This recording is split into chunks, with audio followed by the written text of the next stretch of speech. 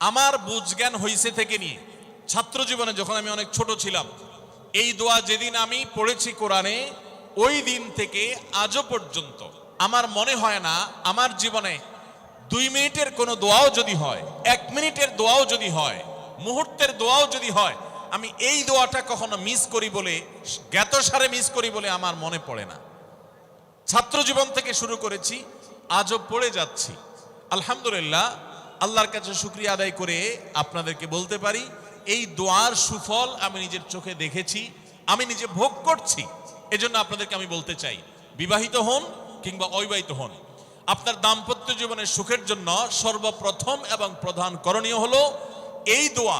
এর বাইরে আরো সাধারণভাবে আল্লাহ তাআলার কাছে দোয়া করতে থাকা, যেন আল্লাহ তাআলা আপনাকে এমন একজন জীবন সঙ্গী দেন। মা বোনরা দোয়া করবেন জীবন সঙ্গী, আপনারা দোয়া করবেন এমন যেন জীবন সঙ্গিনী দেন, যে জীবন সঙ্গী আপনার চোখ জুড়ানোর মতো হবে। দেখুন, আল্লাহর ভাষা এমন যে এই ভাষা তো অলৌকিক, এটাতে কোনো মানুষের ভাষা নয়। দোয়ার ভাষ্য লক্ষ্য করেন, আল্লাহ শিক্ষা দিচ্ছেন আমাদেরকে, রব্বানা হাবলানা মিন আজওয়াজিনা ওয়া যুররিয়াতিনা কুররাতা আয়ুন। হে আমাদের রব, আমরা আপনার কাছে এমন স্ত্রী চাই, এমন সন্তান চাই, এমন পরিবার চাই, যেই পরিবারের সদস্য আমার স্ত্রী, আমার সন্তানরা আমার নয়ন জুড়াবে, আমার চোখ জুড়াবে, এরকম মানুষ চাই। একটু ভাষাটা লক্ষ্য করুন। আমরা সাধারণত দোয়া করলে কি চাই? আমরা এক একটা দিক চাই। ধরুন, আপনার স্ত্রী মাশাআল্লাহ অনেক সুন্দরী, অপূর্ব সুন্দরী, তিনি আল্লাহ তাআলা তাকে অনেক রূপ লাবণ্য দিয়েছেন, কিন্তু তার যদি চরিত্রটা খারাপ হয়, তাহলে এই স্ত্রীকে আপনার নয়ন জুড়াবে, চোখ জুড়াবে, চক্ষু শীতলকারী হবে? আপনার স্ত্রীর চরিত্রও ভালো, দেখতে শুনতেও মাশাআল্লাহ সুন্দর, কিন্তু পড়ালেখা নেই, বুদ্ধিশুদ্ধি নেই, একটু বেকুব কিসিমের, তাহলে কি আপনার চোখ জুড়াবে?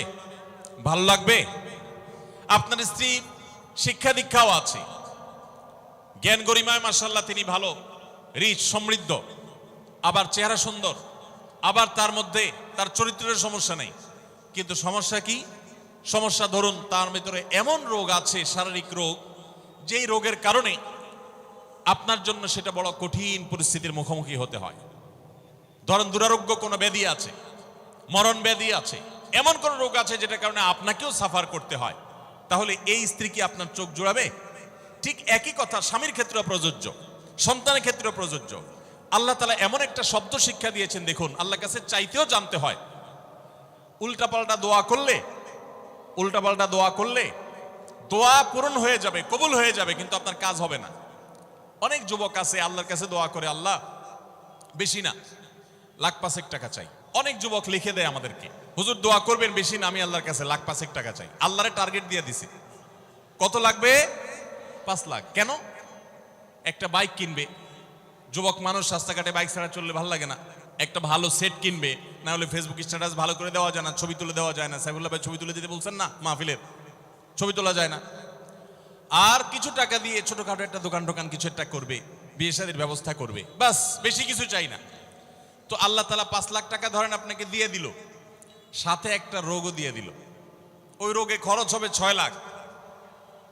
তাহলে আপনার এই 5 লাখের কোনো মানে আছে? আপনারা একটা প্রসিদ্ধ ঘটনা অনেকেই শুনেছেন, একটা চুটকি, যে এক যুবক দোয়া করছে, আল্লাহ তোমার কাছে আমি এমন একটা লাইফ চাই, বিশেষ করে বেকার যুবকরা এগুলো বেশি দোয়া করে, আল্লাহ তোমার কাছে এমন একটা লাইফ চাই, বেশি কিছু না, যে লাইফে 2 হাত ভর্তি টাকা থাকবে আর আশপাশে শুধু নারী আর নারী থাকবে, এরকম একটা লাইফ চাই। তো আল্লাহ তাআলা তার দোয়া কবুল করে ফেলছে।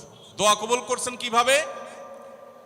দোয়া কবুল করে তাকে আল্লাহ তাআলা এমন একটা বাসের কন্ট্রাক্টর বানিয়ে নিছেন, যে বাসটা হলো মহিলা বাস, চারপাশে শুধু নারী আর নারী, সব মানুষের, আর হাত ভর্তি টাকা আর টাকা সব বাস মালিকের।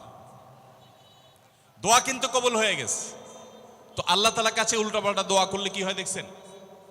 দেখুন, দাম্পত্য জীবনে সুখের জন্য দোয়া কিভাবে করতে হবে আল্লাহ শিখিয়ে দিয়েছেন।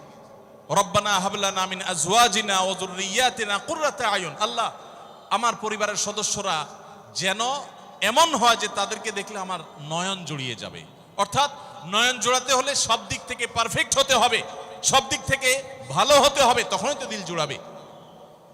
ওয়াজআলনা লিল মুত্তাকিনা ইমামা, আর আমাদের সবাইকে, গোটা পরিবারকে আপনি মুত্তাকিদের ইমাম বানায় দেন, সৎ মানুষ বানায় দেন। কারণ সৎ যদি না হয়, আল্লাহ ভীরু যদি না হয়, তাহলে কখনো তাদের মাধ্যমে আপনি সুখ শান্তি পেতে পারেন না। তাহলে প্রথম করণীয় দাম্পত্য জীবনের সুখের জন্য, সুখী দাম্পত্যের জন্য আল্লাহর কাছে দোয়া করতে থাকে। সূরা ফুরকানের ৭৪ নম্বর আয়াত, এর পাশাপাশি আরো যত আয়াত আছে, অথবা সাধারণভাবে আপনি আল্লাহর কাছে, আল্লাহ আমি ভালো সঙ্গী যেন পাই সেজন্য দোয়া করতে থাকবো। আল্লাহ আমাদেরকে তৌফিক দান করুন।